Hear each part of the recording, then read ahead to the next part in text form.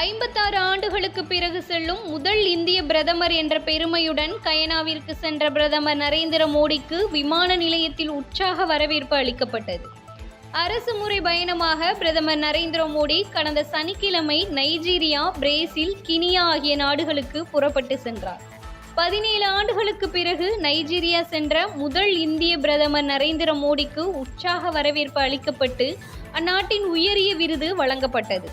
Nigeria பயணத்தை முடித்துக்கொண்டு Brazil சென்ற மோடி ரியோ டி ஜெனிரோ நகரில் தொடங்கிய G20 உச்சி மாநாட்டில் பங்கேற்றார்.